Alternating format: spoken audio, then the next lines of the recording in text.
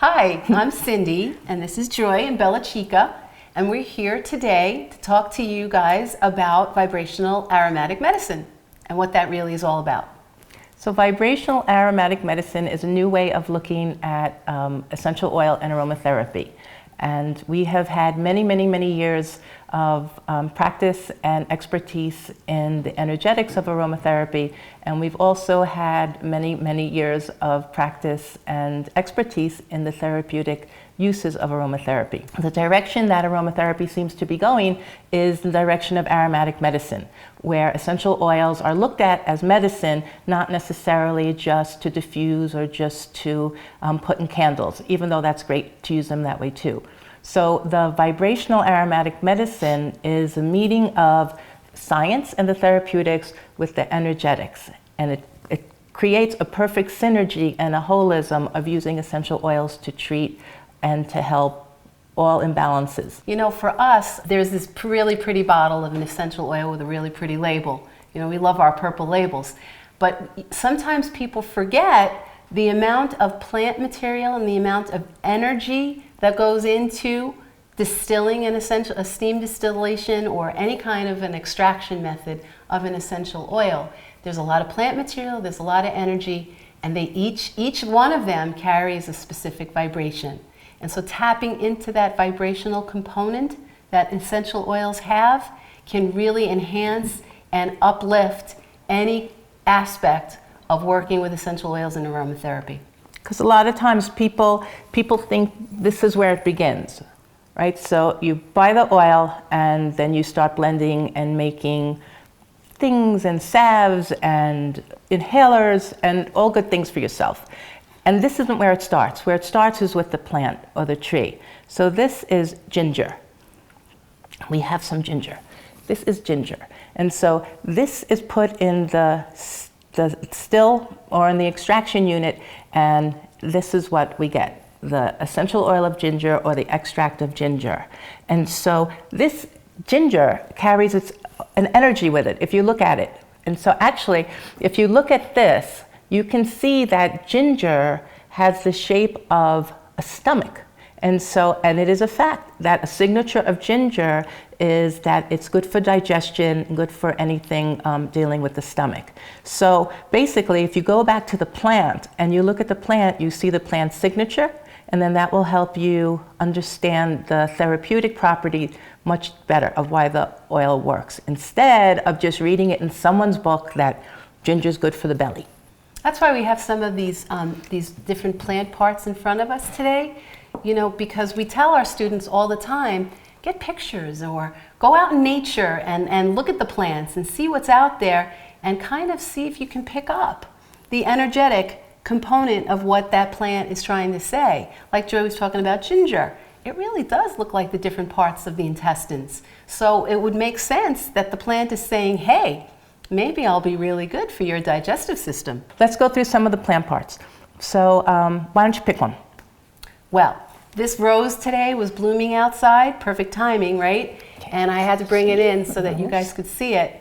It's, flowers, right? So we have this beautiful flower, this rose, and most people blend with rose or any of the flower essential oils, and somehow intuitively, people just know that flowers are good for the heart. Why?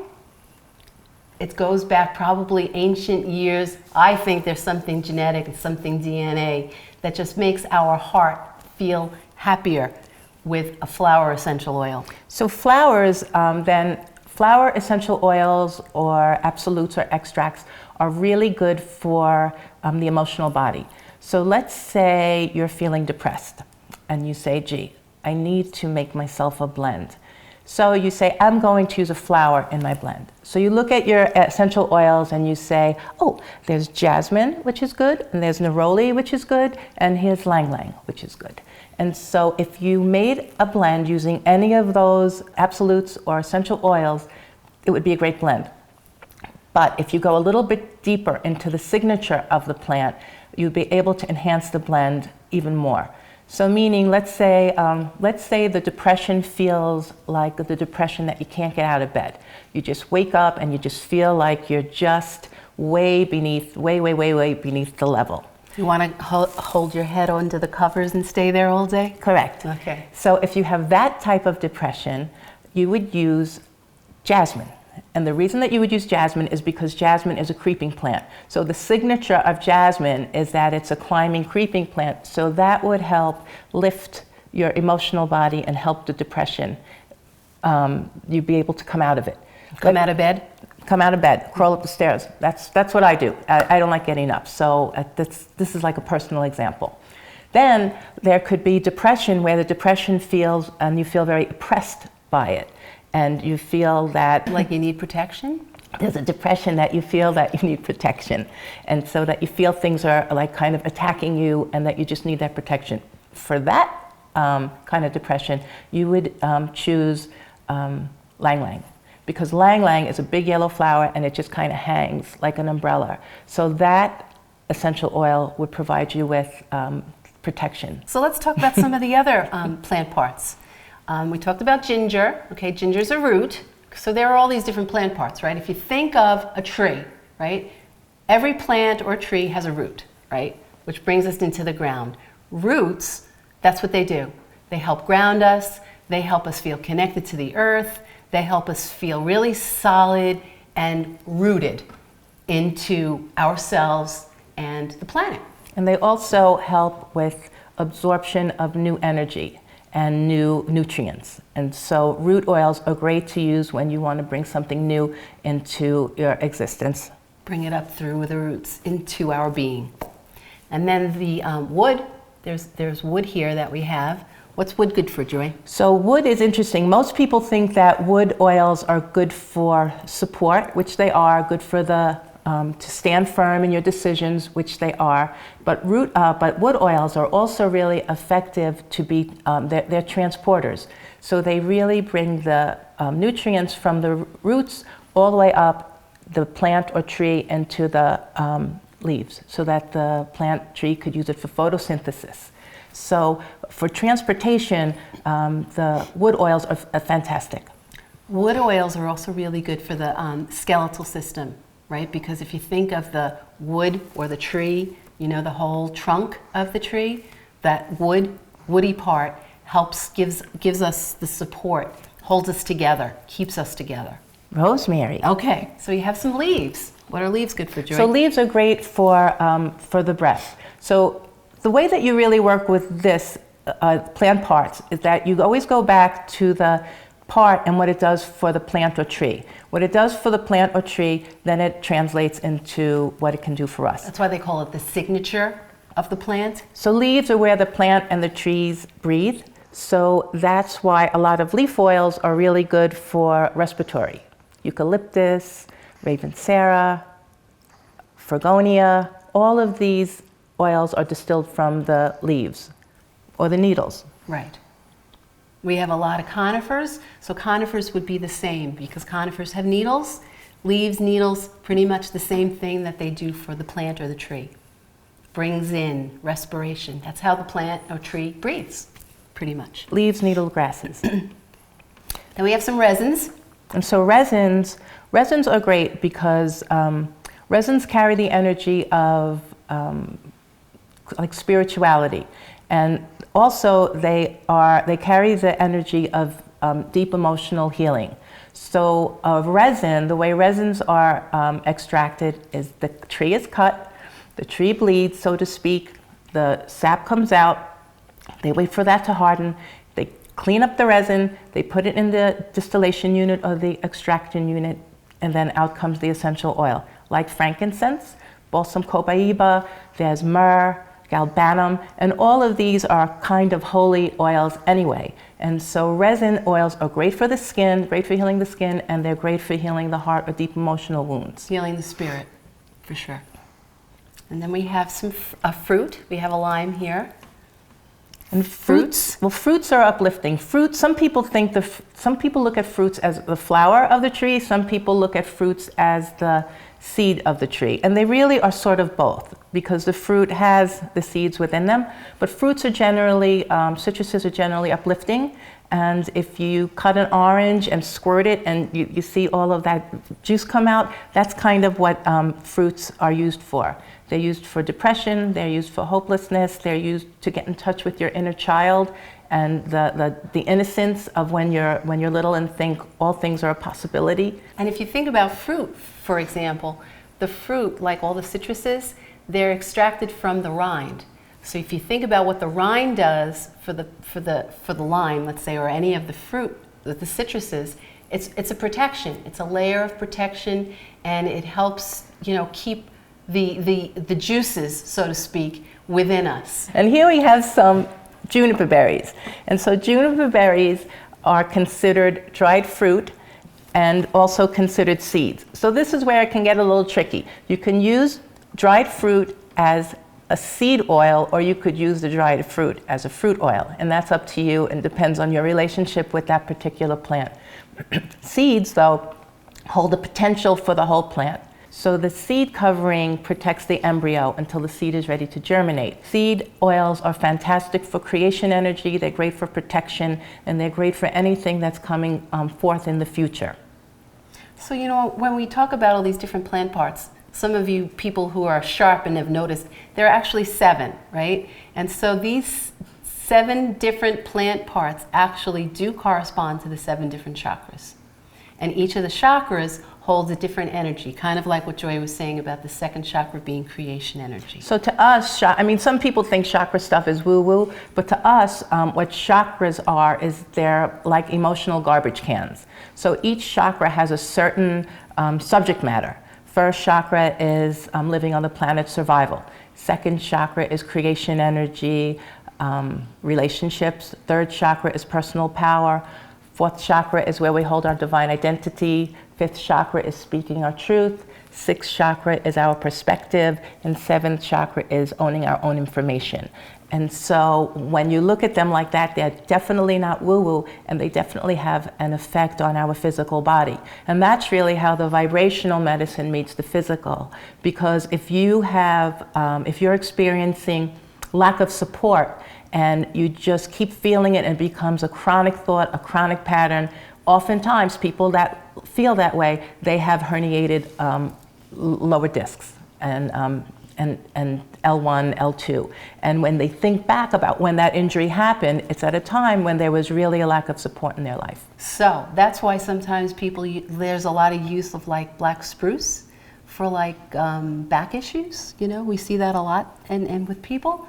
And so, if you want something that's going to support you energetically and physically, bringing in one of the conifers, something to support your skeletal system as well as your energetic skeletal system, would be a great idea.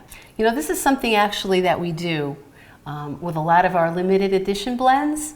We really try and focus on the season, the month, what's happening energetically with, for example, we created this one blend for the winter solstice.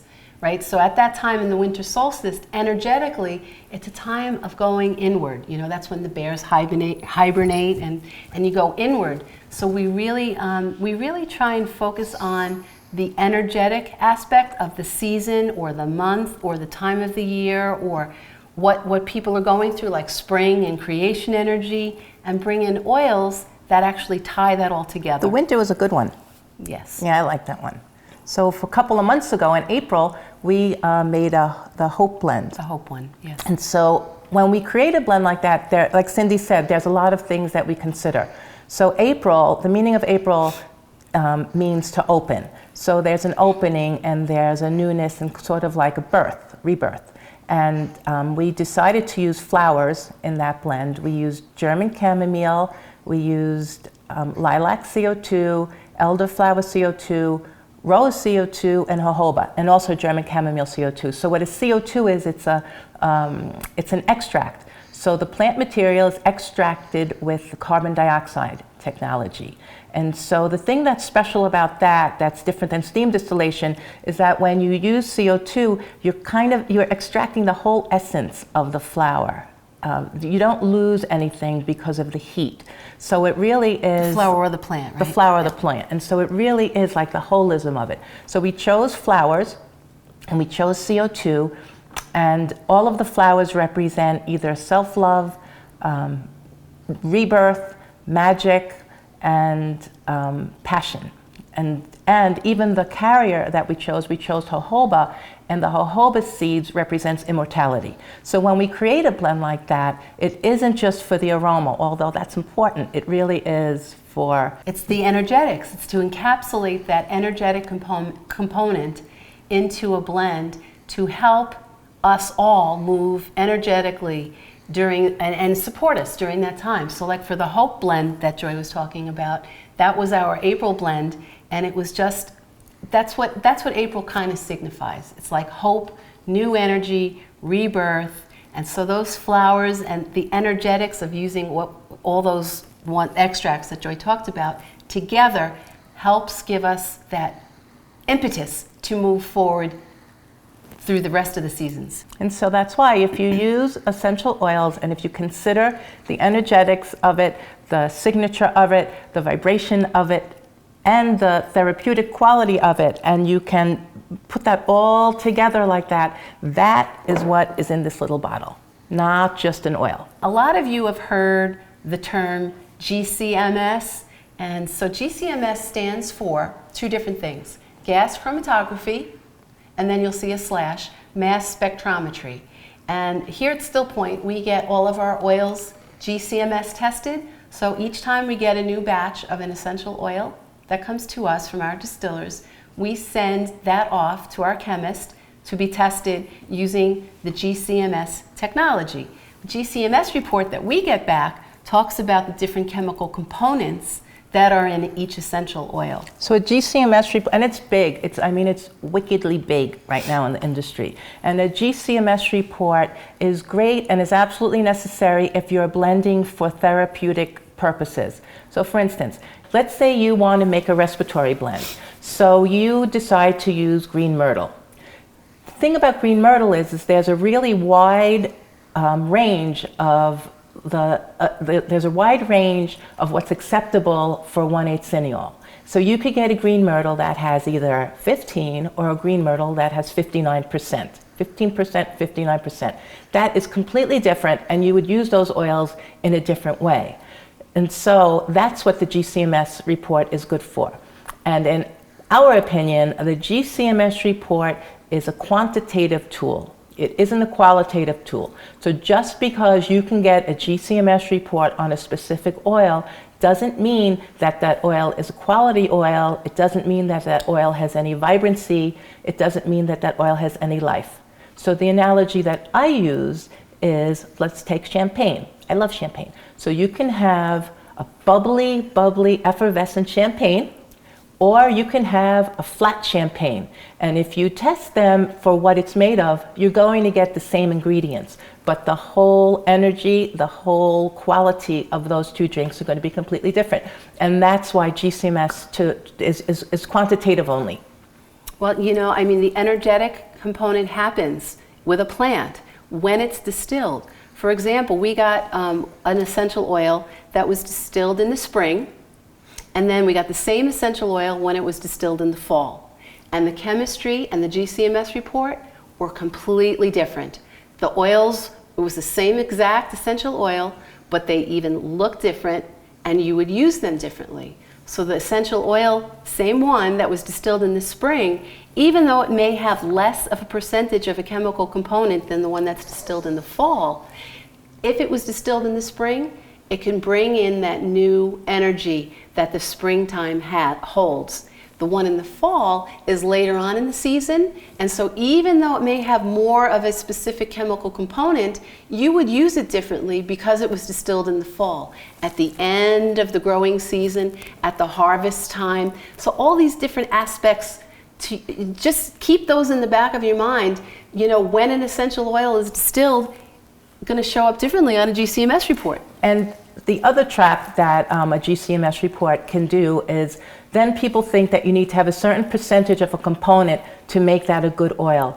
And that isn't true. And the plants and trees can't read that, and the plants and trees do not know that you expect that from them. So the plants and trees are authentic, and so that's what they bring in the essential oils. So you say, well, what does the GCMS report have to do with vibration? Well, what it has to do with vibration is that, let's say you have an oil that belongs to the ester family. Well, the vibrational aspect of the ester family is one of comforting and of softness and of nurturing and mothering. And so each chemical family has its own signature, so to speak. And so when you know the signature of the chemical family and you know the therapeutics of the oil and you know the signature of the plant and tree in which it comes from, that's when you put that together, and that's where you have just the perfect synergy to be using aromatherapy. There are so many energetic factors that go into each bottle of an essential oil that so many people kind of miss or don't get or don't understand. But once you realize that, you know, there's an energetic component that each essential oil has, and those factors that combine to create that energy within each essential oil, it opens up to so many new possibilities.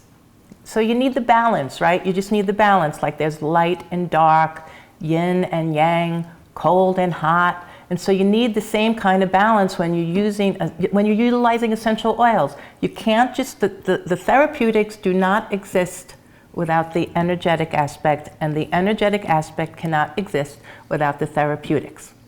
So that's why we feel it's extremely important to look at the whole package, whole banana. So Bella, are you ready to make a blend? Yes. Okay.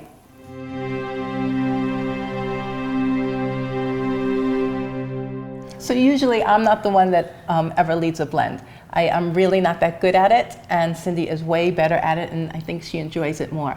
But this blend, I do lead, and I teach this blend in our advanced class. So before we were talking about the doctrine of signatures, and that is a fantastic way to look at essential oils and to approach blending in an alternative and different way. So basically, the doctrine of signatures says that every plant has a signature. And if you can read the signature of the plant, then you can see what healing properties the plant has. So before, we showed you a piece of ginger. Ginger looks like the stomach. And then if you take a carrot and cut the carrot, you'll see that the carrot looks like an eye. And if you look at some stalks of celery, you'll see that it looks like bones. And so that's reading the signature of the plant and then applying it to the health benefit. It's easier to do that with herbs, but you can water it down a little bit so that you could use it with any kind of essential oils. Great. So what are we making? So what we're making is, it's a surprise. What we're making, I'll tell you what we're using first, then I'll tell you what we're making. So we have Balsam Copaiba for the resin, and we have Nagamatha for the root, and we have pink pepper for the seeds, and we have Fregonia leaves, and Palo Santo. Palo Santo is a wood. Jasmine Sambac, flowers. Orange, blood orange. Fruit. Orange essence. Oh my goodness. What's that? I don't know. Why did you choose orange essence, Joy? So I choose orange and orange essence. They're both from the fruit. You tricked me. I tricked you. But the thing is, I did. And so the thing is though, it's energetically, you would use them differently. Orange, sweet orange or blood orange is cold pressed from the rind of the fruit. So the rind of the fruit protects the fruit. So it's kind of like a good armor and a good shell. And orange essence is steam distilled from the fruit juice. So the energy of the fruit juice is the inside sweetness and softness and the pulp and all of that. So I chose both because I wanted to have both of those energies in this blend. So the reason why we have all of these oils is because this is a takeoff on blending by plant part. We talked about that too. The seed is good for creation. Resin is good for healing old wounds. Flowers are good for the heart and opening the heart. So, but when you take all of them and you have all the pieces together, then what you're doing is you're building a plant or tree. And it's one of my favorite blends to do. Usually, when you build a tree like this, your blend will come out to provide a sense of wholeness, energetically bringing us all together. And that's why you would use it. If somebody was very fragmented, if you feel very fragmented, if your kid is very fragmented, you could consider getting getting an oil from each of a plant part and then blending it all together, and it creates that holistic wholeness and vibrancy. So it's like pulling back all of the pieces, all of the disjointed pieces, putting them back together in a really clean and healthy way. So, so now we'll blend. Let's build a tree. Okay, so Bella doesn't like to come out of my shirt, but I'm going to hand her over to Cindy because I don't blend with the dog near me. Okay, so my way of blending is a little bit different than Cindy's blending, which you'll see when you see her blend. She's quite meticulous and she kind of goes drop by drop, and I don't. And so I just kind of go by more intuition. And so for a blend like this, I think it's fine to do that. I think it's fine to do that always, actually, as long as you know what you're using and are able to look at the chemistry and the safety after the fact if you don't look at it before. So we'll start with Balsam Copaiba. What are you blending in, Joy? Oh, I am blending in jojoba. And the reason I like to blend in jojoba, it's for two reasons.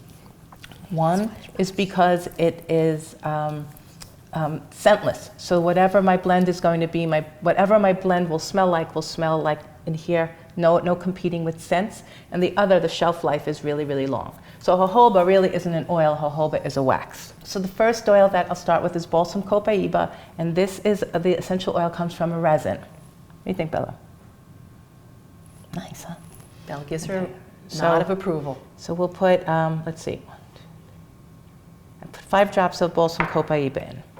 The next oil is Nagarmatha. So Nagarmatha is a root. Comes from India, and it's a really, really deep, smoky aroma. You may not have smelled it before, but it's even smokier than vetiver. You might be familiar with vetiver. A lot of perfumers use Nagarmatha because it adds a real base note to the blend, to the perfuming blend. So I put 1 drop of Nagarmatha in. I mean, I'm not a big vetiver lover, but I think it adds vetiver and those heavy oils like that. They add a really anchoring and full body wine type of energy to the blend. Next one is pink pepper. So pink pepper, you're probably familiar with black pepper, Piper nigrum.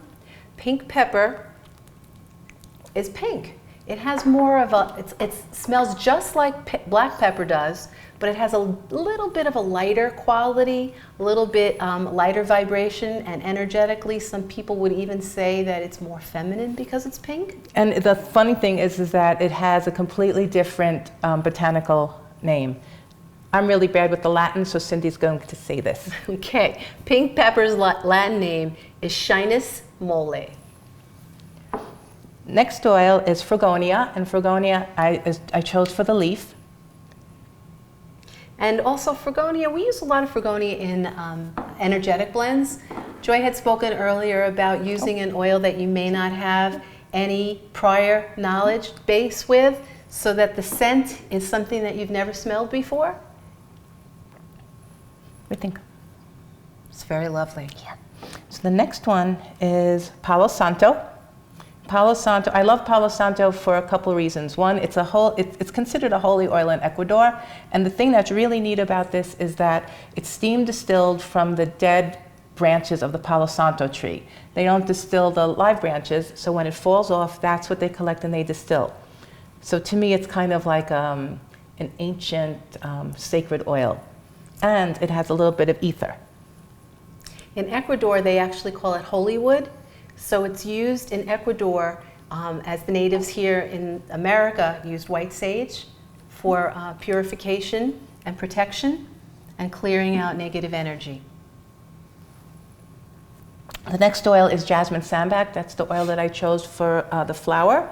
And I like jasmine, well, there's Jasmine Grandiflorum and there's Jasmine Sambac. And Jasmine Grandiflorum is a morning blooming jasmine, and Jasmine Sambac is a night blooming flower. So there's a lot of fables around it. Some people say this is the masculine one and the Grandiflorum is the feminine one. I don't really agree with that kind of thing, but I know that to me, Jasmine Sambac is connected more to the moon, and Jasmine Grandiflorum is connected more to the sun. And so jasmine is not an essential oil. Jasmine is an absolute, and so that's how you would refer to it, as jasmine absolute. And an absolute is the way they extract the jasmine from the plant, and that's used using solvent. So that's your flower, right? Right, and my flower. And it's because cool. it's an See? See See that cool color? Yeah, Yeah, I was it's going gonna- to add a different texture than a steam distilled essential oil would. I love that. And so What do you got next? the next one is the orange. Oh, good smell. And so the reason I'm letting Bella smell is for two reasons. One is to show you that all essential oils are not dangerous to animals. Two, this is how you work with an animal with self-selection. You offer them an oil, and if they want to smell it, they will, and if they don't want to smell it, they pull away from it.